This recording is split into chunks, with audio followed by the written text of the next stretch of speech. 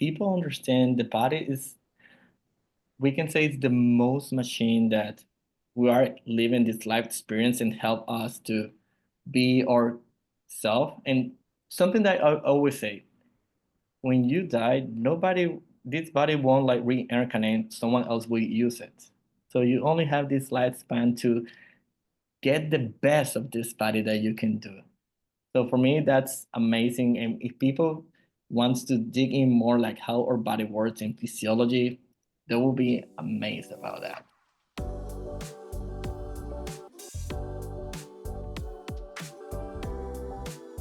Edgar, welcome to the Book Thinkers Life Changing Books podcast. I'm excited to chat with you about your book, Wellness Optimizing Yourself. And to kick things off, I'd love to ask you a little bit about what it was like for you growing up. Tell us, where did you grow up and what was life like? Hi, Nick. Thank you so much for this invitation. Yeah, let's start digging. Well, I'm from the Dominican Republic. For all of you who doesn't know where is the Dominican Republic, it's a half island in the Caribbean. So for me, we only have one season in the entire year. It's hot. And I come from a really close family. So when I say close family, we are a family that we were devoted to help the orphan kids because my grandmother was orphan. So since a young age, I was surrounded in that environment to help orphan kids. We built churches. We were giving like donations. And honestly, that when I was young, that night in me, this urge to serve others in the best way that I can. And in that regards, that also made me realize that I want to become a pediatrician because I want to help kids. So that environment helped me to raise that part. I'm the youngest out of three. um, when you're the youngest out of three boys, is you always fighting most of the time. But because you're the youngest, you always want to raise your voice. And one fun fact about me, when I was young, I lived in Japan half a year. When I was 3 years old, I lived in Japan because my father was doing a PhD. So I was always around about science. Like in the dining table, we always talk about science because my dad, he reproduced cell like plant cells, and we were talking about how the cells work, the organs and stuff. And honestly, I was always really close to my cousins and everyone there because for me, when you hear my last name Vanderhorst, we are only one family in the Dominican Republic. So we were just a tiny, small group of family that we know each other and we gathered together. And we have also, if you, I strongly recommend if you go one day to the Dominican Republic, there is one of my favorite places. It's called Las Terrenas. My grandfather, we were in the coconut, we can say in the coconut factory because we were export coconut outside the country, like to United States. So we have a big landfill of coconut, and we have a house near to the beach where all the family gathers together. And I have like wonderful memory about that. And honestly, yeah, I think that's the flashback that I have about my childhood that I really like it. And yeah, after growing up and becoming, go to medical school and then becoming a pediatrician, everyone have their own journey. I had to find my own things with different mindset that sometimes you have in your family that people doesn't have the same, we can say, perspective. And when you have a dream, sometimes few people doesn't have the same view that you have when you have a dream that it's different. But that's something that you had to deal with it, and that's okay if people don't understand you, but you had to stay true with what you think and what you believe on it. Well, I love that flashback, and I think it helps lay a good foundation for who you are and a good understanding for some of the subjects that we're going to talk about today. I think it's so cool that you grew up in the Dominican Republic. I have been before, so we'll have to chat about that after. And I definitely plan on going back. I love the Caribbean. I love the warm weather. I love the palm trees and the coconuts. And I think when you grow up in a place like Boston, Massachusetts, where it's really cold for half the year, it's a great escape. And that's why I think a lot of people in the Northeast and maybe even in Chicago end up vacationing down in the islands. What was it like spending time in Japan? How old were you? Yeah, I was 3 years old. I did half a year. Honestly, I was in the school. I only have flashback, but my mom and dad told me that I was kind of popular. Everyone wanted to play with me, but I was a little like just play with you of them. And I told him like how I communicate with them. He told me like, I don't know, kids they communicate each other. They just playing and that's it. And I said like, okay. I know a few words in in Japanese because my dad sometimes speak to us in Japanese. Like I know how to say like Mizu, Ohayo gozaimasu, Genki desu ka? It's like hi, how are you? All those things. But yeah, it's just basic knowledge in Japan. And I really like it. Like the flashback that I got and the remember, I really like it. And that's gonna stay with me. Yeah, that's really cool. Japan is a country I would love to travel to someday. And Vanderhorst, so what ethnicity? Where does that last name come from? Yeah. Indeed, we have a book like when the Vanderhorst come from. It's a Dutch last name, but it come from the Dutch that used to live in United States in New York. There was a big fire in the 1400s that they immigrate from New York to North Carolina. You can Google in North Carolina Vanderhorst. We have a street name Vanderhorst.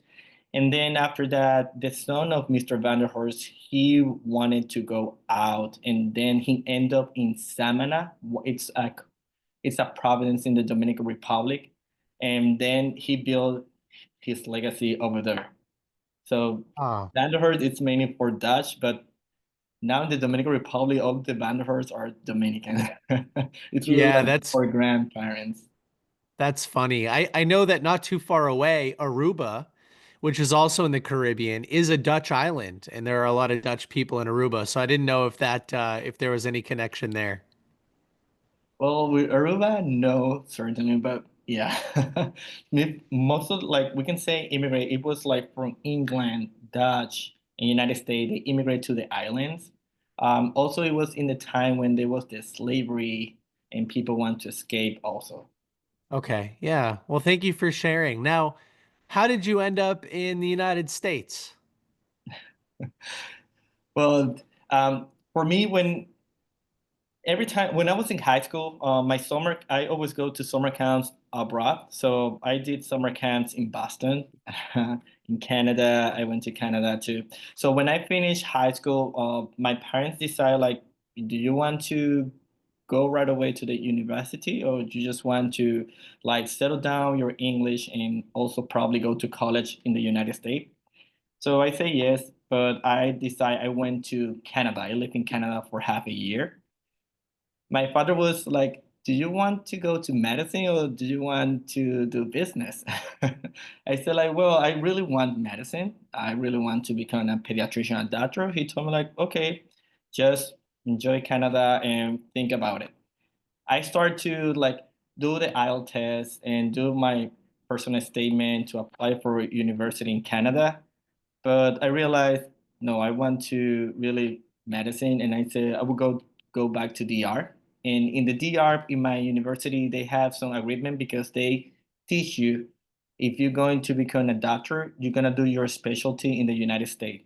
Because in order to go to the United States, you had to take the United States Medical License Examination, USMLE. And my university is one of the best in the Dominican Republic that help you to learn and to strive in that path. So when I embark in the medical school, I always say to myself, I want to become a pediatrician. You do rotations in medical school, and I did a rotations in the United States, my pediatric clerkship. I did it in New Jersey, one of the hospital. I don't want to say the name. If I can, I will do it. And I have a story that really impacted my soul when I was doing my pediatric clerkship. So, as I told you, I always knew that I want to become a pediatrician. But becoming a neonatologist, that was later on with this experience. So, I was in the newborn nursery. Newborn nursery, it's when you have the healthy babies. Sometimes a mom they do C-sections and they can not have the baby next to them. So they place all the healthy babies in a rooms together with the nurse. And I was the resident, well, I was the medical student who taking care with the nurse those healthy baby. And I saw one of the baby was crying a lot and it was irritable. And I told the nurse like, hey, what can I do for this baby? And one of the nurses, she sat me down, take the baby to the arm and put me in my arm. And she started to say, this baby need love from someone. And then she started to tell me that this baby came from a mom that she was a sustained abuse. So this baby was in withdrawal syndrome. The mom run out of the hospital. And when the baby is on withdrawal syndrome, it's meaning that the baby need the system that the mom was taking. And sometimes when you given we can say the warmth from a person, the withdrawal syndrome calm down, so the baby calm down. And just for the fact that the baby calm down in my arm, I say to myself, I really want to help the most vulnerable population in pediatric, which is this one, because who defend them?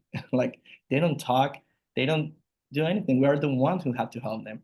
And since that experience, that sparked in me that I want to become a neonatologist. Oh, wow. Thank you for sharing that story. You gave me goosebumps while you were telling it. Yeah, honestly, for me too. Every time that I tell the story, I still remember it, and that's my purpose and that's my goal. That's why I'm here. That's why I'm a neonatologist now. One of the reasons that I loved reading your book and I loved talking with you is because you view wellness from a holistic sense. In your book, you talk about sleep, but you also talk about gratitude and everything in between, right? So there's this balance of both physical and mental wellness. And I think that sometimes, at least from an objective perspective, it feels like that holistic sense is missing from the traditional medical care system in the United States. So do you find a lot of the people you work with are also talking about these subjects and listening to these podcasts, writing books and reading books? Or do you stand out a little bit for that? Well, thank you that you deep down that subject, because when I was doing my pediatric residency, I started to do like lectures about wellness because I realized as a doctors, we understand the body, we understand like the mental aspect, but we only prescribe to patients. We don't do it to ourselves. And when you're working under stress, and when you only have the information but you don't apply the information to yourself, it's a chaos. And honestly, I realized that here we know the information, but we don't know how to implement it ourselves. But why I tell that we know the information, but we don't implement, it's sometimes the environment. Because the environment is not used to or doesn't allow you to implement. Why? Because you only got this knowledge, but you have so many tasks that you had to do it that it's hard for you to think about it and understand that part. And for me, honestly, that's also a different subject when we talk about wellness, because people first they need to understand what wellness means. Because when they talk about wellness, they have different meanings. And you hear people say sentences about wellness. Yeah, I'm gonna do a spa for my wellness, but you really understand what wellness means, what you're going to work, or what you're going to do for your mental health. So for me, I start to understand that probably we got the information, probably we haven't implemented yet, but it's because we haven't understand what wellness means, what the mental aspect and the physical aspect that we had to work on it. Yeah, well, I want to unpack a couple of things that you said. First, I agree. I think the average person in any discipline, whatever type of information you're learning, we need to slow down and we need to implement what we learn. One of my favorite quotes is from Napoleon Hill. He says, "Action is the real measure of intelligence." Action. You need to take action on what you've learned and apply it to yourself so that you have more. I don't know. Not only do you gain progress in your own life faster, but you can also speak with experience to the people that you're trying to serve. And I also like how you talk about what does wellness mean. So, I mean, I guess, do you have a simple definition of wellness that you can share with everybody? Yeah, indeed. For me, wellness, and also it's because I dig down what wellness means with different like World Health Organizations and the Wellness Institute. Wellness is the active pursuit of your best self that it's related with intention, choice, and actions. When you deep down these three things, it's meaning that in order to get the wellness, you had different steps that you had to do it. So when we talk about wellness with that definition, we had to dig down like what tools can I use to nail that step to reach the best version of myself that will be the wellness. Yeah, and in your book, you talk about, well, I'll give an example that maybe we could talk about with your book. Go I ahead. wonder what percentage of the people reading your book, when they read something like the Vanderhorst breathing technique, what percentage of people just read it and move on versus stop and practice the technique for 5 cycles and just see how it feels? You know what I mean? That's the implementation of information right there. Yeah, honestly, um, I have few people that they say like right away when I hear it, I just take back and I do it because I really want to know like if my heart rate go down. I have one person, one friend of mine that we have what we call oximeter, pulse oximeters that you can put in your finger, and that measure your heart rate and your oxygenation. And he told me like, let's see if that's Van Hart work. And we were started to doing the Vanderhorst technique, the breath technique, and indeed he was decreasing heart rate. He told me like, "Oh, Dan," I said like, "Yeah, indeed." And but you have to understand when you decrease your heart rate, you're calm. That's why we know the time. How we can count out the heart rate if we don't know like what's the average between in 1 minute, like in adults and kids. So when you understand that part, you say, okay, how can I be calm down? Let me do this. Let me implement this tool that help me to be more present. Why does that technique work? Is it because the exhale is longer than the inhale? Yeah. So in physiology, when you inhale, you have blood return to your heart, and when you exhale, you all the blood goes to the organs and the muscle. In order for all the organs to work, they need the nutrients and the oxygens. And all the oxygens and the nutrients go by the endothelial cells, by the blood, okay, by the red blood cells that have oxygenated blood and they give the oxygen. So when you exhale slowly, you give more time to all these nutrients and the oxygen to go to the tissues. But at the same time, because we have a negative pressure in, we say, in the thoracic cavity, when you made the lungs to go down slowly, it made the heart to also go down slowly. Because even if the heart is pumping faster, but your lung is telling you go slowly, you're gonna synchronize your heart with your overall respiratory rate. Oh, yeah. See, this is fascinating. I love the explanation. Thank you for that. And maybe just describe the technique for everybody in the audience. You know, maybe this is a cool opportunity for people to pause the video or pause the audio. And as long as they're not driving in the car or something, they could try this technique. So describe it for us. Yeah, perfect. So these techniques help you to decrease your heart rate. So what you're going to do, you can do laying down with your eyes closed, sitting down, or when you are under stress. You're gonna inhale for 4 seconds deep. You're gonna hold it for 2 seconds. And then you're gonna exhale slowly for 6 seconds. And then you're gonna hold it for 2 seconds more. You're gonna repeat this cycle 5 times. You're gonna feel a sensation that you can feel your heart rate, how you can feel the heart pounding on your chest. But it's a sensation that is coming down. You can do it in the morning when you want to set the tones of your day. You can do it when you are under stress. It's easy, doesn't take much time because it's help you to see reality as it is rather than our thoughts and the environment tell us. And also it's help you to make choices because sometimes we do choices and we choose because our thoughts tell a few things because we are reacting to the stimuli, not responding the way we want it. Yeah. Oh, that's fun. And how long do you do it for every day? Just 5 cycles or longer than that? Every morning I do it for 10 minutes. You have to understand when you do in 10 minutes, most of the people, our thoughts will go all the way and we forgot that we're doing the breath technique. But that's okay. You're gonna have to go back and restart again and do it the breath technique for 10 seconds. You can do it laying down. Wow, that's what we call yoga nidra. Doing laying down with your eye closed and just repeating the cycle for 10 minutes.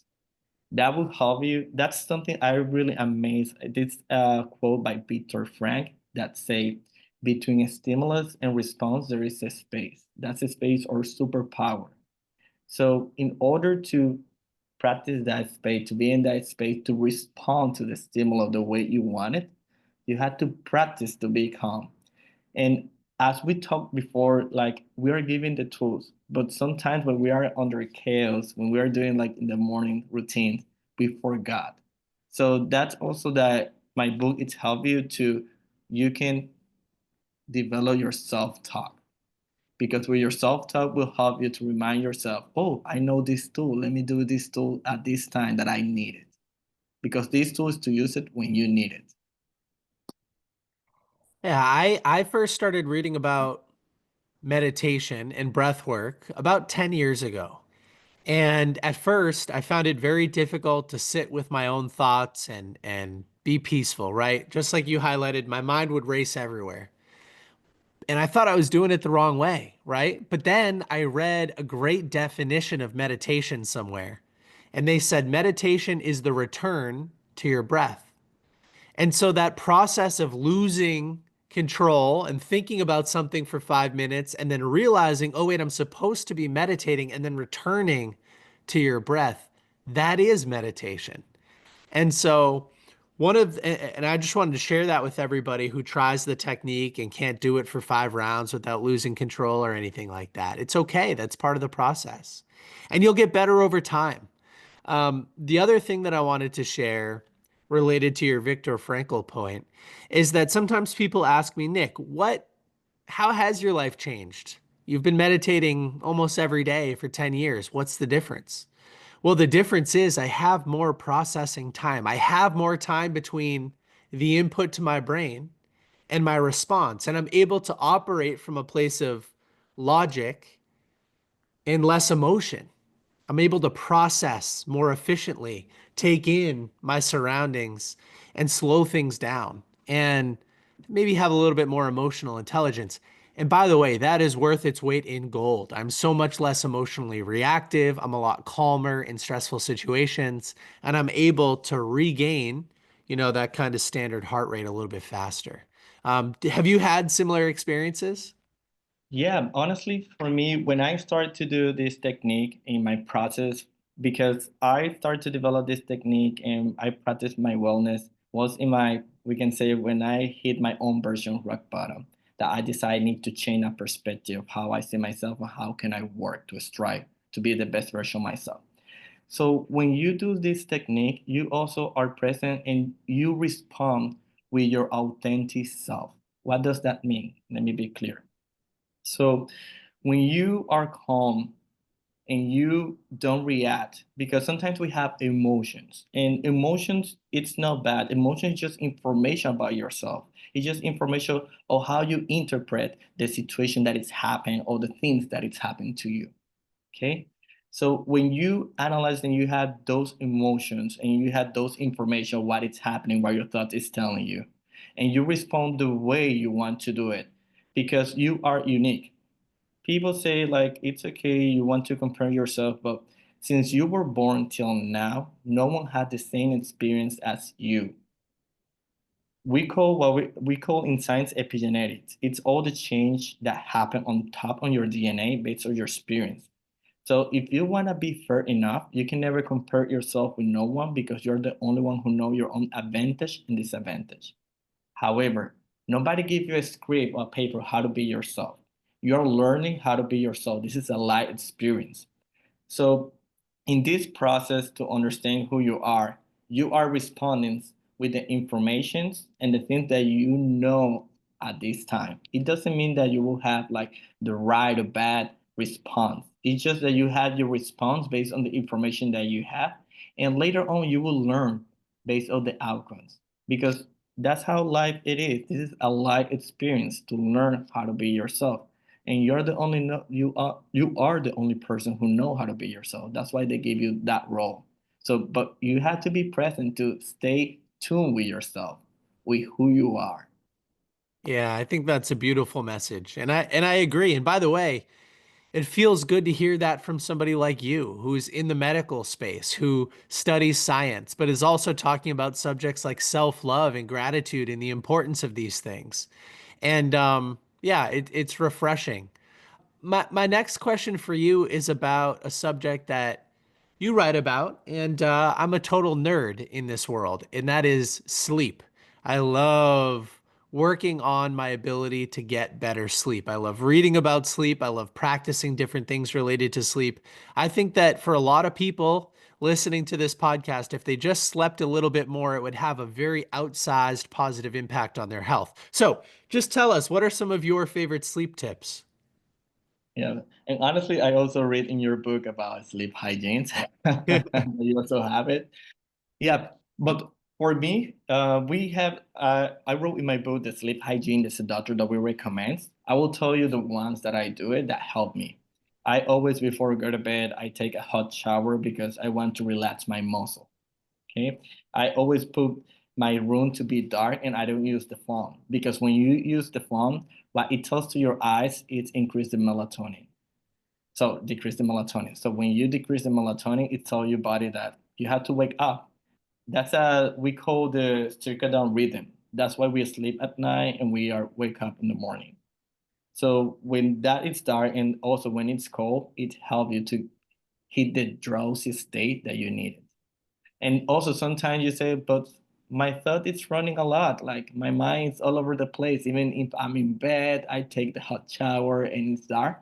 You can do the breath technique because also when you're calm down, that's also help you to feel drowsiness and also to feel the body sensation to go to sleep. That's something that I normally do. So hot shower, the room temperature to be cold and dark for me. I don't use the phone next to me. And I sometimes do the breath technique to help me to calm more down for me. Yeah, I think those are great suggestions that everybody in the audience can try out. What temperature do you typically set the room to? I normally put like 68 Fahrenheit. That's what I like. Right. Some people like a little higher, 72, 70. It's all depends. As long as it's cold, because some people will say like, oh, that's too cold for me. I will be shivering. I say like, well, my point is not for you to shivering. It's just to set the temperature that it's cold for you, that put you in a state that go to bed. Yeah, I've heard podcasters like Andrew Huberman talk about um, one of the reasons that taking a hot shower, other than relaxing your muscles, and lowering the temperature in your room, one of the reasons that those things are important is because you need a drop in body temperature to fall asleep. And so when you're hot from the shower and then you go into a cold bedroom, you're sort of accelerating that movement of lowering your body temperature a little bit, like 1 to 2 degrees, and that helps you fall asleep a little bit faster too. Yeah, excellent. And to be honest, I love Andrew Huberman. He was one of when I was in my we can say rock bottom phase. I saw he had an episode with Withdrawal, and he was talking about the dopamine. And for me, with my medical background, I was like, I totally understand what dopamine means and all the pathway. And I started to dig in Andrew Huberman's work, and for me, it was blown mind. I said like, oh, I really understand everything that he's saying. Yeah, yeah, he's a great podcaster because you can listen to him talk for hours and it's all full of information and it's all entertaining at the same time. Let's talk a little bit about diet. What are your recommendations for people as far as diet is concerned? How does the food that you eat impact the rest of your life? Yeah, for me, it's different. I'm gonna be honest. I'm a vegetarian. So all it started, I was reading the Rich Roll book. He had Boys and Changes, and it say like do a 30-day challenge without food, like sorry, without animal diet. But let me get the context. So in our intestine, we have microbiomes. We have different microbiomes. Like you can see now that you have your beautiful baby, you can see the stool was changing in color. The first one was black, then was green, yellowish. That changing color is also based on the microbiome. So for me, I was really seeing in the field what the microbiome does. So the research said that based on your microbiome produce cytokines, cytokines that help you for your body. So they say when you have an animal diet, you have microbiomes that are produce cytokines that pro-inflammatory. When I say pro-inflammatory, it means that cause inflammations, but cause inflammation in the endovascular endothelium. As we spoke before, all the nutrients and the oxygens go through the vessels to the endothelial cells with the blood. So when you have inflammation, sometimes you can compromise that. And there's other microbiomes that derive by plant-based diet that produce like serotonin, enhance your immune system. So when I start to do like the 30-day challenge of just plant-based diet, I feel more energized. However, let me talk more about diet in general. People need to understand their own body because everybody is different. Also, sometimes people say fasting. Fasting is good. When you do fasting, well, you can do fasting once a week. Let me do it this way. So our body produces cells. In order to produce cells, you need resources. But sometimes your body produces some bad cells, good cells. So when you do fasting, you tell your body, oh, I don't have the resources to continue producing cells. So let me just stop and let me get the energy that I need from the bad cells that I produce. So they start to, we call autophagy. So when we start to digest just the bad cells that we have. The other times is, for me, I strongly recommend just increase your plant-based diets, one fruit a day, one vegetable. If you want to become a vegetarian, that's okay. But for kids, I right now I cannot tell like, yeah, kids can be vegetarian because kids need a lot of sources of protein to produce cells. We haven't get like plant-based diet that have higher amount of protein. That's why I don't know if you know that it was in the 1980, 1970 that we started to notice, like in the United States, that we have undernourished kids, and that's why they started to do all the sausage for proteins, so kids they can enhance and have more protein. But when you have more plant-based diet, like your fruits, vegetables, you increase your microbiomes in your daily diet, and you can have more serotonin, boost your immune system, something that will help and give you more energy. You can continue with your animal diet, the ones that have less fat, like the chicken, that's good, turkey. Beef are the ones who have more fats than the others ones.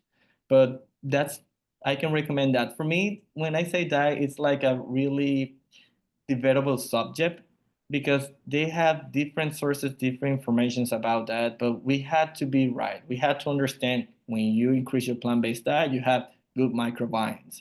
When you do fasting once a week, it helps you with your body. So, and also you need source of protein that you can get the source of protein with chickpeas, beans, lentils.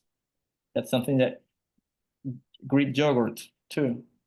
But that's something that's I can recommend, and I don't predetermine like, oh, you should do this diet, but I give you the information and you digest the information the way you want I like that you digest the information. it. Um, so you mentioned fasting once a week. How long do you recommend fasting for? Or how long do you fast for each week? It's in order to call fasting. So we have a period of time like when you're not eating, we have what we call glycogen. It's a source that we have in our liver that we break down in order to get the energy when you're not eating.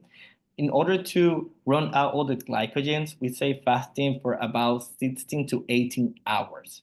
When you pass the 16 to 18 hours, that's where your body doesn't have any sources to get the energy, and that's why they're gonna get the bad cells. So I do fasting 18 to 24 hours. Yeah, I've been practicing different forms of fasting for years and years and years now. And funny enough, this week I did a 72-hour fast. Wow. And I felt really great. I felt great because I normally try to do an intermittent fasting schedule like 16/8 or something like that every day of the week. And I feel great doing it. But every once in a while, like once a month now, I've been trying to do a 72-hour fast because of what you're talking about, cleaning out my body. I love focusing on longevity. I love doing things that Nick in 20 or 30 or 40 or 50 years will look back and say, thank you for paying attention to me. And fasting just seems to be so good for so many different reasons. Yeah, when you say longevity, I hear a doctor, well, I forgot his name, but he talked about the telomeres, about when you do fasting, you stop the telomeres of the cells and you have more longevity. But yeah, there's a lot of information about that you can do. I think it's Dr. Longo. Yeah. Yeah, and on this podcast, we've interviewed Dr. David Sinclair, who wrote Ah, yes, Lifespan. clear. Yeah. Yeah, Yeah, so that's he's been on this podcast before. I bumped into him in the airport one time after I interviewed him, and we were both waiting for our bags when we landed, so we got to talk for about a half an hour, which was a lot of fun. And we've had a number of other people on here talking about those subjects. Peter Diamandis, who co-authored Life Force with Tony Robbins, and a whole bunch of people. I love that subject so much. yeah. And honestly, to be honest, I feel inspired by you because for you, it's not only like one people telling you, interview different people, you get the information and you implement the things that we're talking to know like, oh, that's really worried. That's how it helped. But yeah. Yeah, and that's the thing is like I think it's okay to learn different perspectives. For instance, with me, and I wouldn't recommend this for everybody, but with me, when I have a lot of animal products in my diet, a lot of red meat, a lot of healthy fats, I feel great. I feel a lot better than when I'm going without those foods. So just like you're highlighting, it's different for everybody. And also test, I do a lot of different food inflammation tests. I just got this Dutch test, which I'm going to do soon. Um, I just looking for data. I love exercising while I'm fasted. And then recently I had somebody say, I bet that's actually not very healthy for you. He said you should test your blood while you're fasted after an exercise and compare it to exercising after you're well fed and look at the difference. See if there are any biomarkers that are negative, like an increase in cortisol that's really, really, really high while you're fasted. And I said, okay, I'll test it out. Why not? I just want to learn. So I'm open to hearing anybody's opinion and trying it out and just seeing what works for me. Yeah, and that's interesting. That's everybody everybody it's different. And also there's a lot of research and you had to what I always say, you had to be sure for yourself and you have all the information and you have also all the tests that you can do for yourself to make sure that am I doing the right things? Am I not what this research said or not? But yeah, definitely. I really Yeah, like it. that's awesome. And something that I recommend, you can do a cold shower before doing exercise. There's some research that when you do a cold shower before doing exercise, you increase your testosterone. Yeah, we only got introduced to each other, I don't know, a couple of months ago. But last year I did the cold plunge almost every day, breaking the ice and getting into that cold water for a few minutes. And woof, the dopamine spike that you get, and it lasts a while, is fantastic. And yeah, just like you've highlighted, I think that if you do the cold before you exercise, yeah, there's a boost in testosterone. And uh, the body is such an amazing thing, isn't it? I love the body. Like if people understand the body is, we can say it's the most machine that we are living this life experience and help us to be our self. And something that I always say, when you die, this body won't like reincarnate, someone else will use it. So you only have this lifespan to get the best of this body that you can do. So for me, that's amazing. And if people wants to dig in more like how our body works in physiology, they will be amazed about that. Yeah. All right, good. Well, listen, I've got a couple more questions for you and then we'll wrap it up. My first question is this. Who is the target reader for this book? Who, in your mind, should be reading this book? Perfect. In my mind, it's everyone who have the curiosity, who wants change the perspective, and also everyone who wanna change in their life but don't know when, how to start. And they want like a clear, concise thing that they want to what to do and where to do in the daily life. Because one thing is people say, I want to change. The other thing is, oh, that's too hard. I cannot do it. No, you want something that is clearly concise, easy, and also you have all the information that you can do the research by yourself. You can have all the links in the book, because for me, it's just sharing information. So for me, it's everyone who had the curiosity, because for me, one, I always say, you can give the information to people, but sometimes people won't change. It's their own responsibility. But if you have the curiosity to start the change, it's all to you. It's flourish.